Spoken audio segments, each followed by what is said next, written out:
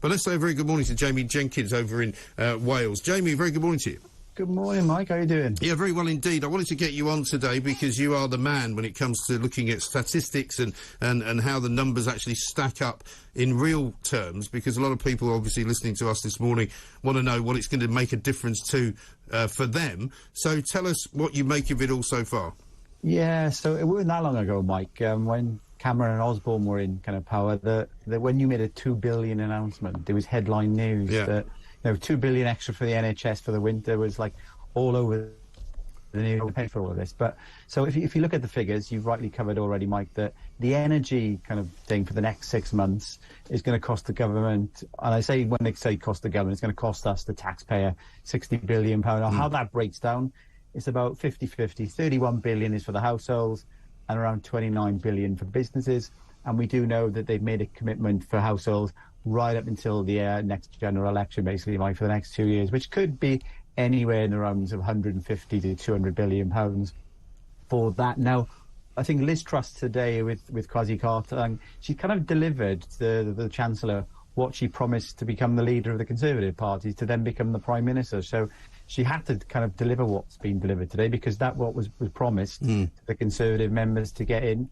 And when you look at the kind of the bonfire of all these other taxes, which obviously they kind of gambling out. The way I look at it, Mike, is you've got your little fire pit in the garden. It's starting to go out, a bit like our economy, and they're just pouring in the lighting fluid on trying to reignite the economy. That's kind of what they're trying to do here. Yeah.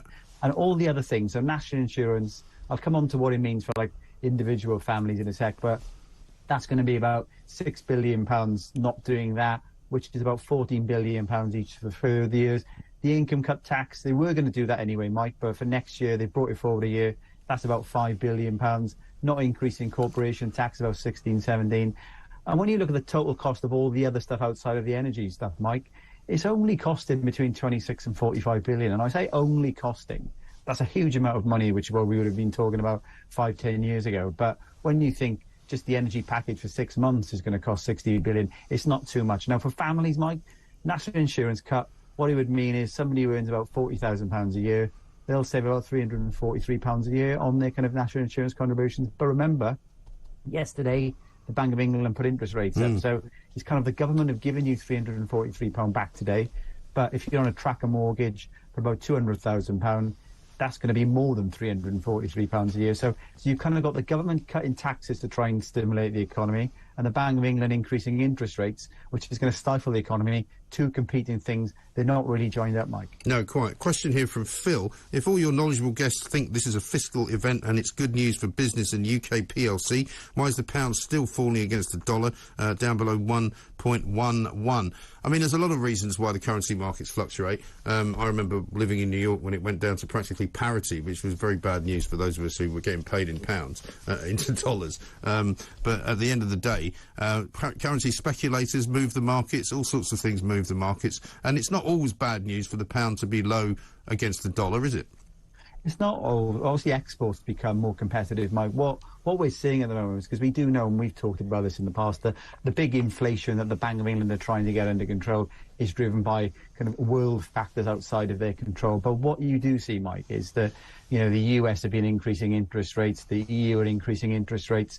So whilst increasing interest rates does impact on the mortgages for our kind of country, what it does do, if you do increase interest rates, Mike, it does make the pound more competitive against the dollar. So what we probably see is continuing increases in the interest rates. But I think, the stuff today, I think there's some good things in there. I've heard nothing from Boris Johnson's government previous to this, Mike, on levelling up.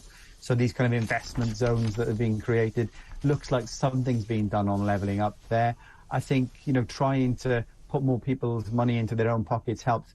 But I'm not quite sure kind of the targeted measures that could have been done haven't really been done, Mike, because the people who are going to benefit most are the richest people from here. Richard Tyson already talked about the trickle-down approach. Is that going to be basically, Mike, Liz Truss is in a job interview now. She's got 18 to 20 months to basically win over the public to show my plan is working.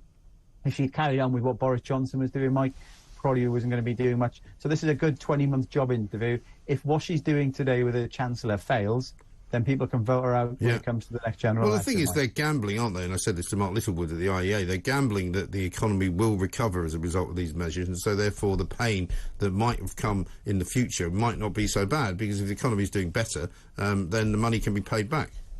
Indeed, lower tax on more money generates more tax in the end of the day, makes a lower tax rate. So that's what they're looking to do here. We can't carry on with more and more of the same. Doing more of the same is obviously madness. They're trying to stimulate the economy, Mike. You've been talking about this for a long time. If we don't get the economy going, you know, unemployment will go up. I think another thing that was in the budget, or the mini budget today, which we say mini budget, but the amounts of money we're talking about is massive amounts. It's not too many, is it? It's not too many at all, Mike. I think one of the things that is important is, whilst they keep shouting about from the rooftops that unemployment numbers are down, actually what we're seeing, Mike, is more and more people are choosing to kind of not engage in the labour market. And what that means is that unemployment is only people who are actively looking for work. We have got an increasing problem of people over the age of 50 on long-term sick, on benefits, not actually looking for work. So they're not in the unemployment figures.